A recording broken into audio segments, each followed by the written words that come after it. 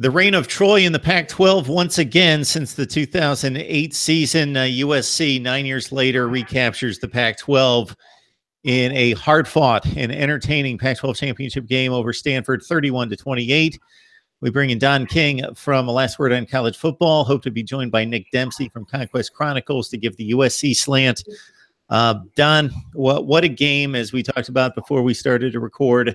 Number of small, minute plays that added up and changed the game. There were times that USC was this close to really breaking it open, but Stanford hung tight until that last onside kick and that last fourth down conversion. Yeah, I got to say, Stanford showed a ton of heart all night, to some degree, all season. You know, start 1-2, and it looks like it's all over for you.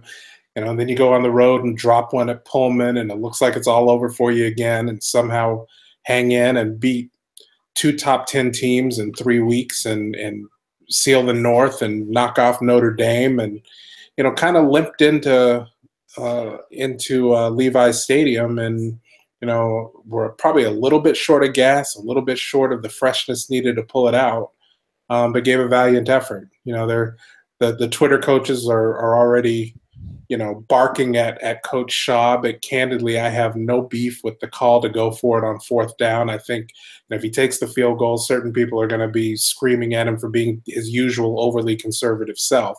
You know, and if folks will remember, Shaw did the exact same thing against Cal to close that one out, and that 7.5-minute stretch included a fourth down conversion.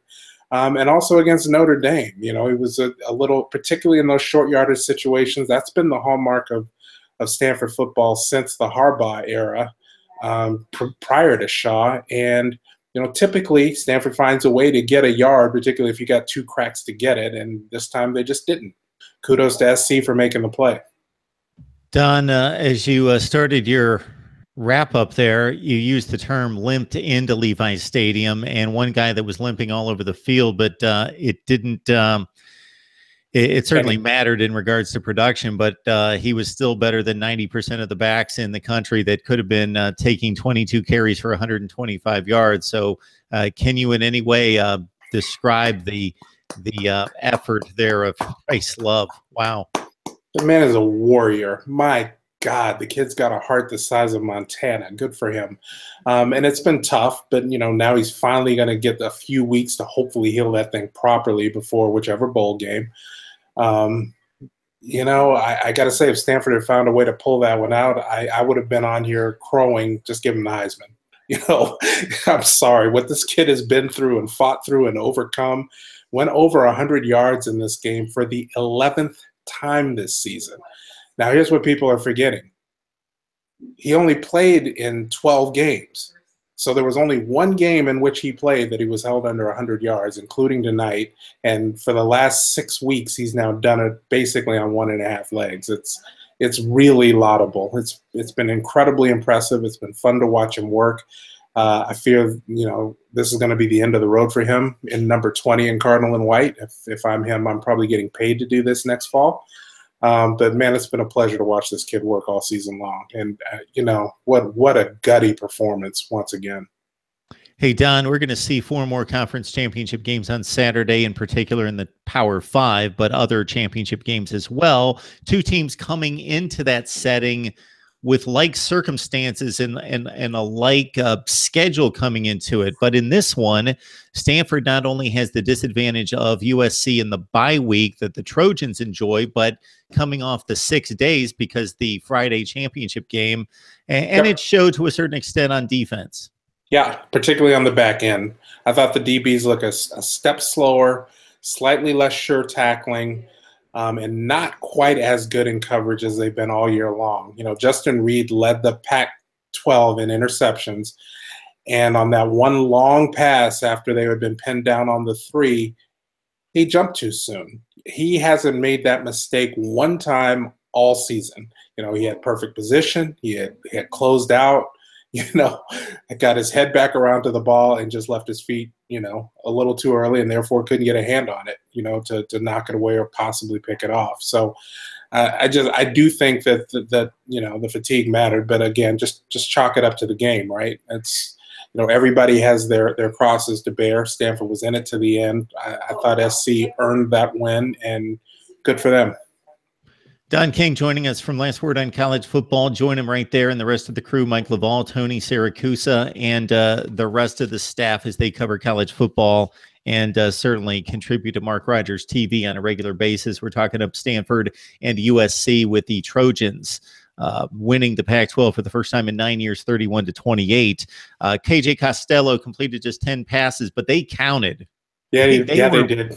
They were downfield. Caden him Smith, and JJ Arcega-Whiteside, those were the two guys that made the big plays.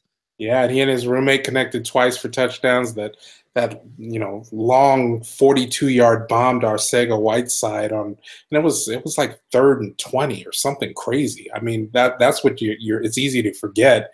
I was like, okay, looks like we're looking for a punt here, and he just floats it up and bang, sets up another goal to go situation. So KJ's got heart, played with a lot of moxie, was fighting through a thumb injury apparently on that last series. It didn't seem to hamper him, except perhaps on that one bad snap, which he might have caught more cleanly had his hands both been completely healthy, but he was still able to sling it. His accuracy was pretty good when it needed to be. A couple key plays by unsung heroes on the Stanford football team kept this close. So we talked about it before we started to record, that there was a play in which USC was up 24-14 at the time, and John Houston munched KJ Costello between himself and a teammate. And it was the right call on the review that it was a forward pass. But, hey, a split second earlier, and it would have been the right call to say, hey, this was a fumble. And USC would have been sitting with a 10-point lead at the Stanford 25-30-yard line. That was a key play. And then the Cardinal drove it down the field and got into the red zone. We're down around the 10-15-yard line. Similarly, another strip sack by USC, and I think it was Nate Herbig jumped on it, and that preceded the touchdown pass to Smith that kept this game close. I like to highlight those guys that don't necessarily you can find in the box score or making the final play of the drive, but make the key plays to keep things going. Couldn't agree more. Also, Daniel Marks on that fumble recovery by Love, who I thought Tessitore got it just right on the telecast. When you're that hobbled and in that much pain, God bless you for fighting through it, but something's going to suffer a little. I think his ball security declined just a bit versus what we're accustomed to seeing. Again, valiant effort, good football game, well coached, not necessarily well officiated, but that kind of is what it is. I think all of that stuff probably evened out on both sides as well. It was a good, entertaining college football game. Glad to watch it. Wish the other guys would have won, but tip of the hat to USC for being the first Pac-12 South team to actually win one of these championship games. Good for them. Yeah, 6 straight for the North, mostly by Stanford, then Oregon, then Washington with the last one here in 2016, and USC finally breaks through as we would expect. I think anyone with a buck in their hand would lay it on the Trojans to finally break the streak for the Southern Division. Stanford, who knows who the bowl prospects are? I don't know if you've looked that far down the road, but maybe the Alamo, maybe the Holiday. I think it's going to be the Holiday. So, Stanford, by virtue of tonight, finishes as the runner-up in the conference, but was tied with UW, who now has 2 fewer losses. So, by the rules, you can move up or down kind of one slot in your standings. The Alamo is the next best Pac-12 pairing. So unless Washington somehow slips into the New Year's Six, which I do not anticipate, I think you're going to see the Huskies go to San Antonio for the Alamo, and I expect Stanford to go to the Holiday Bowl in San Diego, to which it has never been. Stanford's never played there, which I think is another draw, and Stanford folks do tend to spend a lot of money on hotel rooms and restaurants and all that good stuff. So I think that'll, who's going to be real angry about going to San Diego the last week in December? So the Pac-12 most likely left out of the college football playoffs, but certainly concluded its season in entertaining fashion, displaying its 2 top football programs. As we stand here in 2017, USC over Stanford 31-28. You would think USC would land in the top 10 in the final polls, and that Stanford, of course, the bowl game has yet to be played, but certainly shouldn't drop based on this loss to a top 10 team or a fringe top 10 team, right down to the wire. The Cardinal, despite not winning and maintaining its goal of winning a Pac-12 championship at the same time, you see where the program is. It's going to play for championships almost every year in the Pac-12 and possibly beyond. I would think that we will see an entry into the college football playoffs out of David Shaw's program sometime here in the next few years, I would guess. Here's hoping.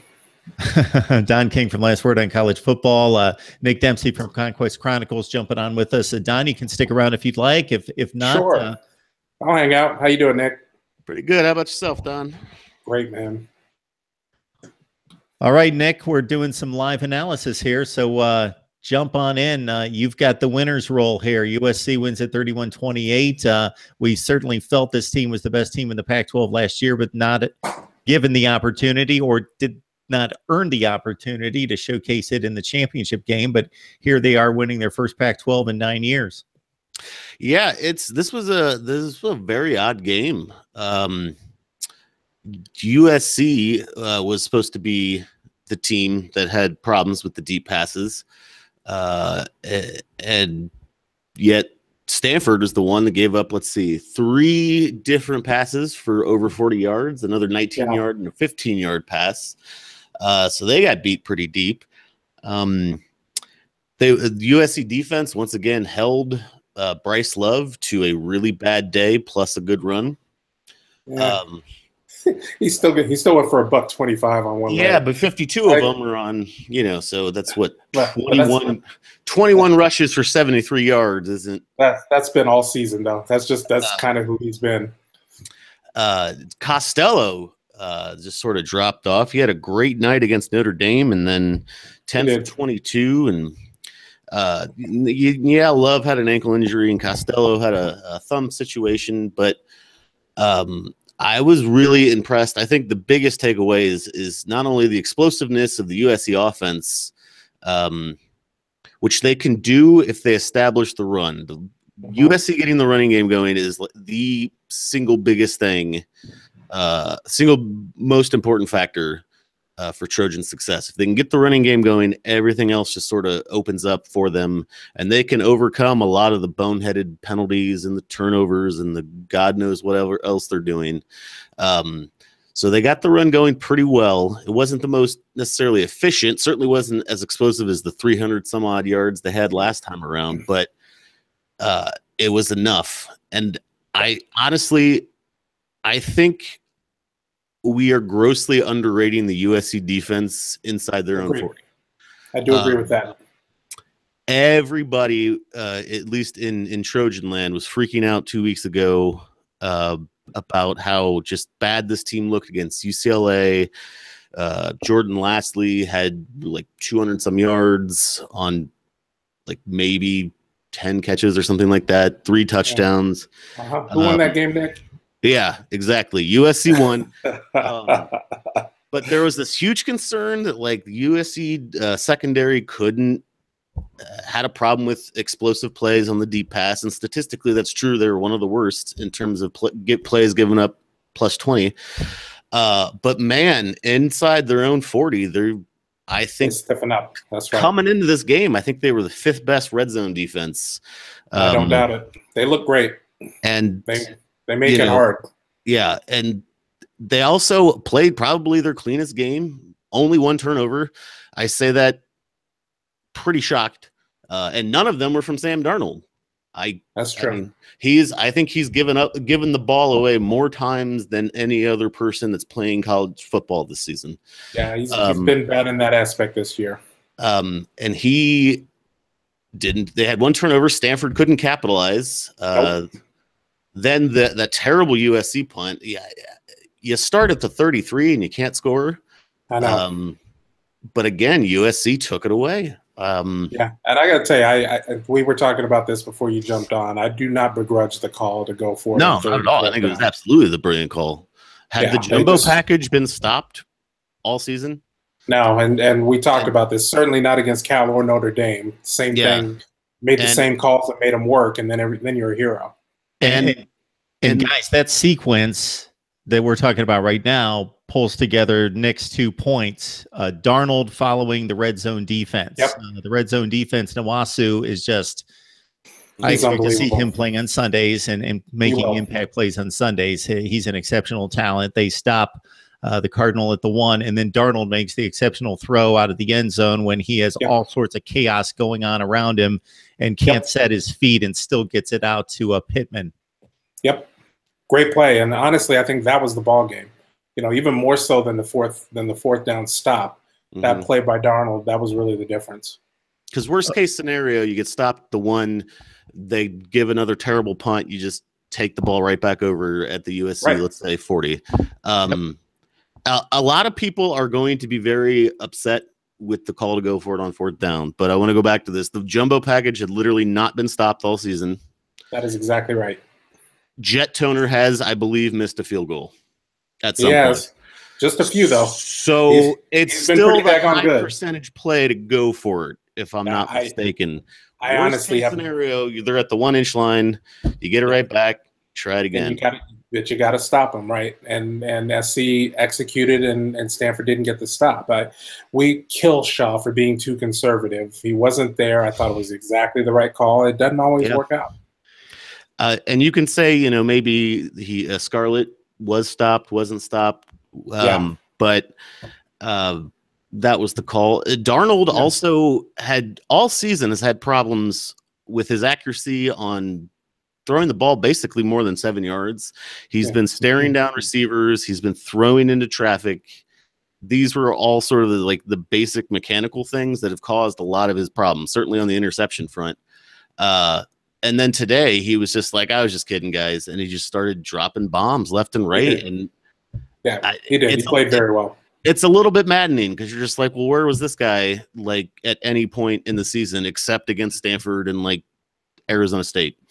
Yeah. John, I enjoyed in the broadcast that they highlighted this mammoth package that Stanford uses with the alternate center. I wrote down his name, Brian Chafin, coming in. I love to hear stuff like that. And, that, again, it's Stanford doing something that nobody else is doing. It's just old school. It's not new, by the way. It's fun to watch. It's not new. And honestly, it's caused problems before. When Stanford missed the playoff in 2015, they were already using that same system. There were 2 different centers. And if you'll remember that Oregon game, the 2 fumbled snaps, they happened with each different center. And it was a little bit of the going back and forth. Each guy's a little bit different and may have played a factor there. They certainly cleaned that up because there were no issues with the exchanges. They've found a way to make that work. And by the way, this kid, the short yardage center, is supposed to be a bit of a savant as it comes to play calls and just understanding, what everybody on the offensive line should do. Okay.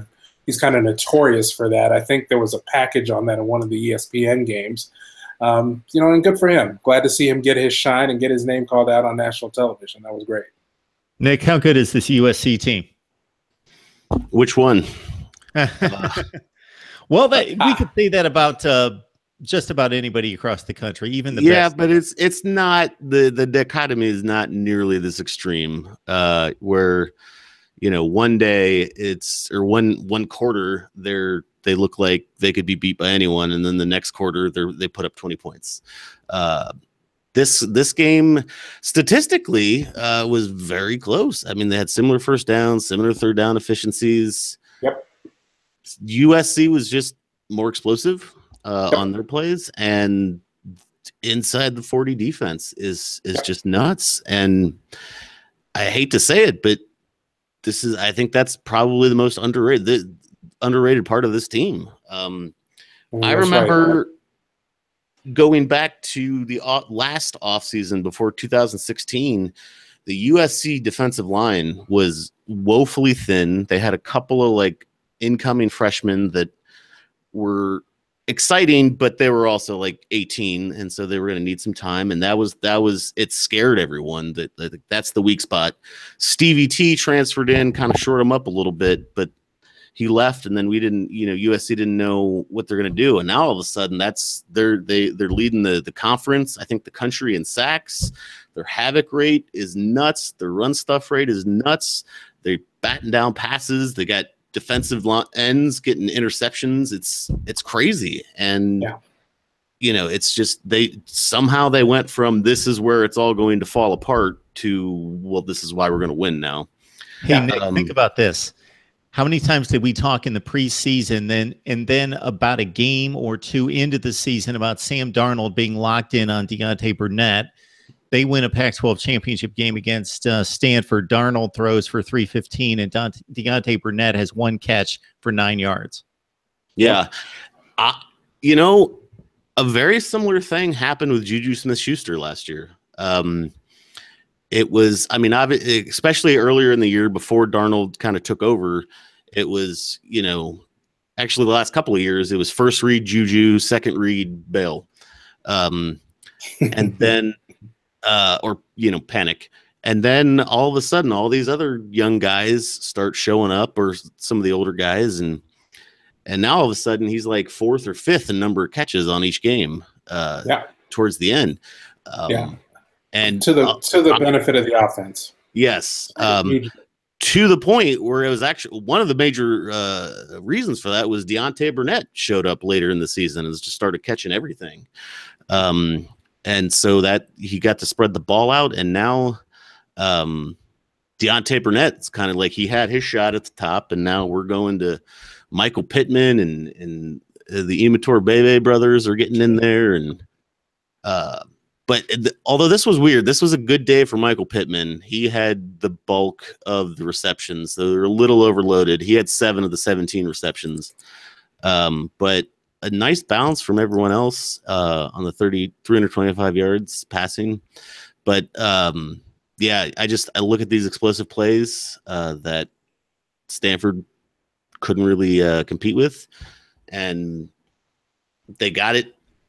They did just enough once again, USC, to win, even though there was plenty of opportunities for them to lose. Don, Nick does anything he possibly can to get in the name Immature Bebe. Yeah, it's a fun name. I would do exactly the same. I don't hate him for that. I think it's one of the all-time great college football names.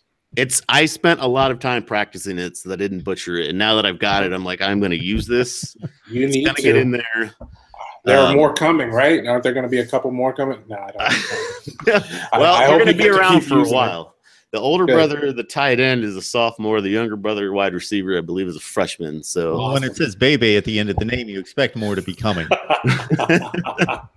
Fair point. Fair point. I also, when USC went forward on that fourth down to ice the game, I'm not gonna lie, I was incredibly nervous because I thought, oh man, they're about to throw a pick six. Stanford's gonna win because someone, because so many times throughout the season they're just like, well, let's let Sam make a decision, and he is a 21, 22-year-old kid. Sometimes he's going to do some things that aren't the smartest in the world, and there's no Juju Smith-Schuster to bail him out. I don't think there was much of a decision there. I think there was one guy. Right, but even when it is an easy decision, he still sometimes misses it. So I thought, oh my God, this is how this is going to go down. He's going to somehow it's going to bounce off somebody. It's going to be a pick six, and it'll be like the most Pac-12 ending ever. If the rumors are true, Nick, the Cleveland Browns continue to lose every game imaginable for the rest of their history, and Sam Darnold can't risk playing for that horrible franchise, and he stays at USC. That's what people are saying. I think he should stay in school, but not to avoid the Browns. Because honestly, like they're probably going to get the first pick next year too. So there's no point in staying just for that. But I think he has a lot of mechanical issues, like fundamental issues that he needs to work through. And he better work through them pretty quick if he's going to the NFL now, because if you're staring down receivers and throwing into triple coverage, I don't know. It doesn't work real well on Sundays. Yeah. And I don't know if there's any wide receiver out there that's so hyper dominant that he'll come up with those catches. I think that's probably an interception every time. So I don't know, but then again, he's going to get it's a pretty fat paycheck staring him in the face. So Yeah, he'll be all right. Yeah, he'll probably be fine. But I think he's got to work through some of those issues. And he has improved, but again, I don't think USC has had a good offensive day. Sam Darnold in particularly hasn't had a good day without the running game rolling since the Rose Bowl. I think was the last time Darnold just looked sharp on his own. And he absolutely did take that game over in the fourth quarter, especially, and the running game was absolutely shut down. But since then, it's if USC can't establish the running game, USC's or Sam Darnold in the passing attack's been very shaky and inconsistent. And I certainly the Browns or anyone picking in the top 5 is probably not going to have a dominant running game, I'm guessing. But he's got some things to work on, and he'll be fine, I think. But I think he could use another year. Hey, Don, you used the term savant a few minutes ago. How about Harrison Phillips? You could use the term for him as well. He's just a full-grown man. That dude. But they were talking about what he accomplishes on campus. Off the field, too, yeah. But he's just country strong. You heard them talk about his wrestling prowess in high school, and, you just can't stop him. Your nose tackle is not supposed to be your leading tackler. It's just not supposed to happen like that. He gets double-teamed on every play and still makes plays. The kid is just unreal. Yeah, he's gonna be a really, really good get for somebody on an NFL roster next year. He's already got the build, he's got the body, he's got the smarts. He diagnoses and reads plays really, really well. That kid is a stud. And I've said this before to you, Mark. I think folks underestimated how critical he was to letting Solomon Thomas be Solomon Thomas last year. I think a lot of folks overlooked that. He's eating up 2 and 3 blockers in the interior, and Thomas was free to just roam and wreak havoc. And this year without Thomas, now it's just more obvious. He's equally dominant, but now he's getting the tackles himself.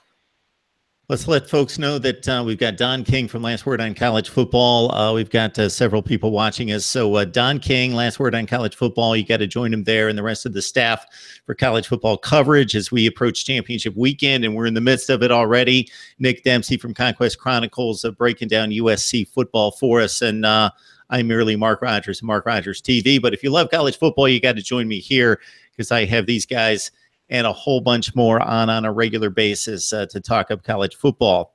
USC over Stanford, first Trojan Pac-12 championship since 2008. They get it done in entertaining fashion, 31-28. Anything else that you guys would like to jump in on? What are we going to see? USC, maybe Ohio State in the Fiesta Bowl? I've seen that projection. I think that's going to happen. I would love to see that. We'll call it the Jekyll and Hyde Bowl. And yeah, for both teams. I do think that happens. By the way, I think OSU wins tomorrow. I do not think they make the playoff. And I think they wind up going to Phoenix and playing SC. Can I just take a second? This Caden Smith guy, the tight end. He's terrific. Wow. He is the proud of Flower Mound, Texas. He's terrific. He is. Yeah. He's come out of nowhere and apparently constantly lobbying his roommate to throw him the ball more.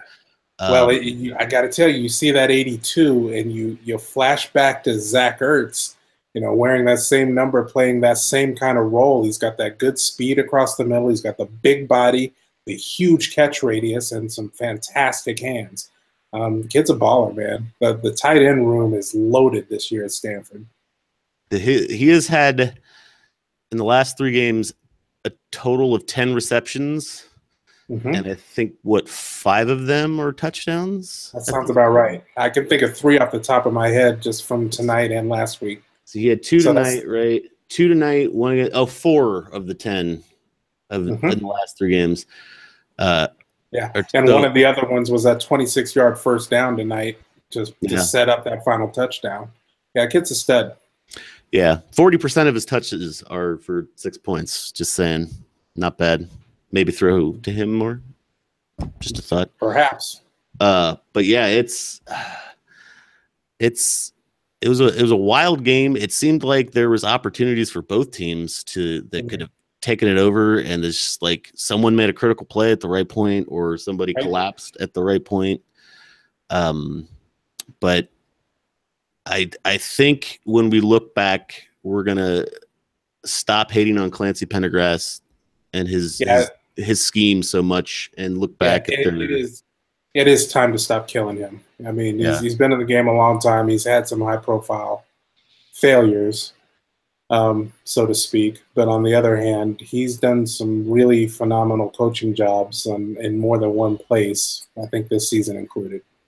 I've got an offbeat question for you guys concerning the Pac-12, because the Pac-12 gets highlighted here on a Friday night. Everybody else plays from the Power 5 on Saturday. We know what the likeliness of the Pac-12 getting to the college football playoff, and there's obviously no connection there. But do you guys think it's a good thing for the Pac-12 to be playing these Friday night championship games?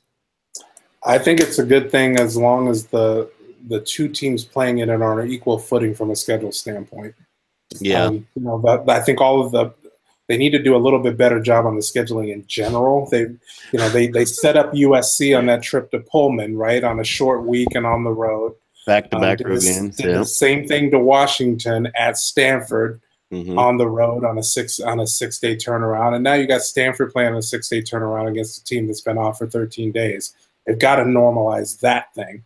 But honestly, having Friday night all to itself, I think, is great for the Pac-12 conference. They just got to think through how they schedule everything, not just at the end of the year, but throughout. They've got some equity issues, I think, from a scheduling standpoint, and it doesn't help.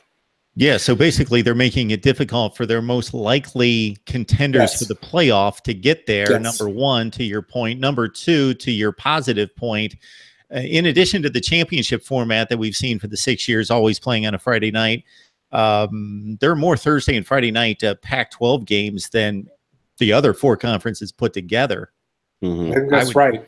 That's just a cash grab, and and sometimes to the detriment of like you said, it's particularly at the top of the conference, because those are the teams people want to see, and you're kind of setting them up a little bit. I would like to see just the conference championship game be Friday night and ditch the weeknight games during the season for a bunch of reasons. I'm going to walk away from that money, but it would suit me. Well, if the Pac-12 network would get their stuff together and that's a whole nother show. Yeah, Nick, that is a whole nother show. But you guys are the Pac-12 guys. I would think that you would be thinking, as I am right now, I love those Thursday and Friday late games. They're great to watch, but they're terrible for the players. On Saturday, that enables people to get more comfortable and more familiar with some Pac-12 football. It's great for viewership, provided, pertinent people are actually watching, like, say, Heisman voters. But it's terrible. Like, you can't come out here and say we're going to spend $15 million on a study for player safety, because that's definitely our emphasis. And then we're going to make you play 2 road games in 6 days, or go 12 straight games without a break. Or I believe Stanford had 11 straight a year or two ago. Right. You can't have them, out there playing these 8 p.m. Pacific start times. And then they get back on Sunday morning, and then 4 days later, they're back on the road. It's great for viewership. It's probably good for money, and it's great for us we get to watch more football. But you just can't sit there and tell me you're concerned about player safety when you're then putting them in the most unsafe positions you can. Player safety and student athletes. Yeah. Let's not pay them, but let's milk them for all we can. And let's also put them in a schedule where they can't really go to most of their classes sometimes, because you guys are just highlighting my self-centeredness. I was just thinking about myself watching more football. And I completely agree with you. I love it. I'm with you on that. It's very hypocritical, I think, of the conference, and it isn't helping them necessarily with the playoff committee or Heisman voters. It's just sort of cannibalizing themselves.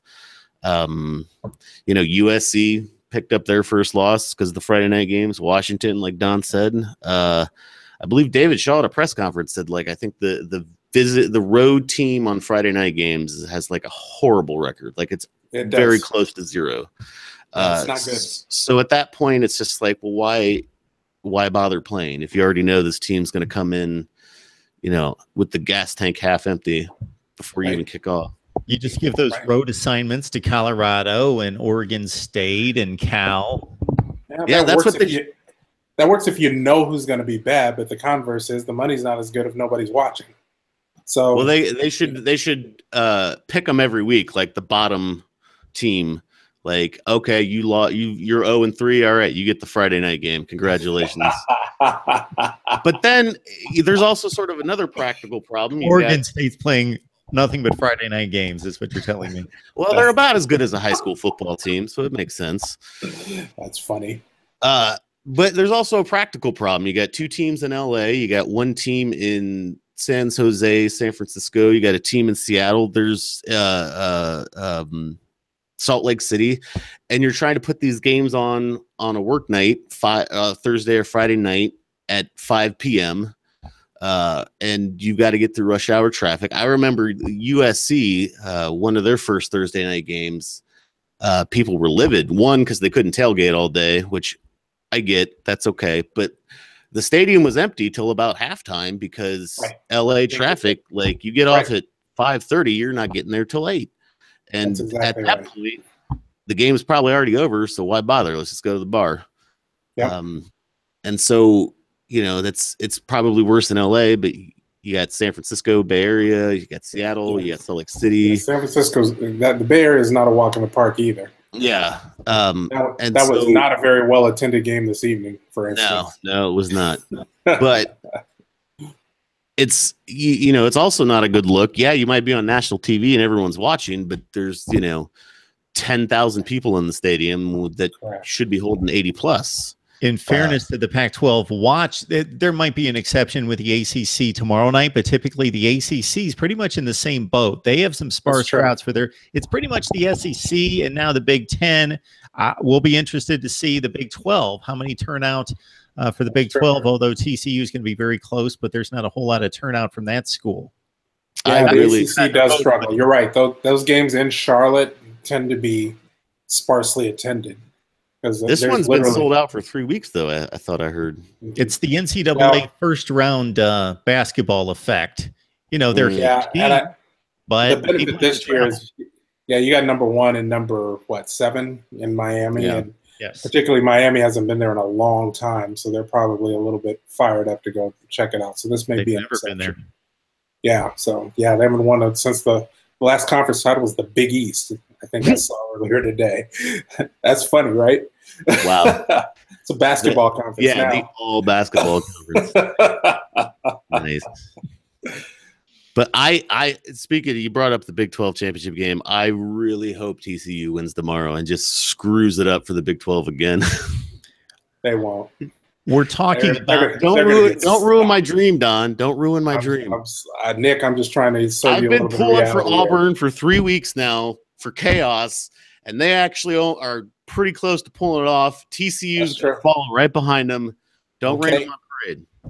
Okay. You guys talk about TV schedules and locales and logistics, showing us what is the priority for particular conferences.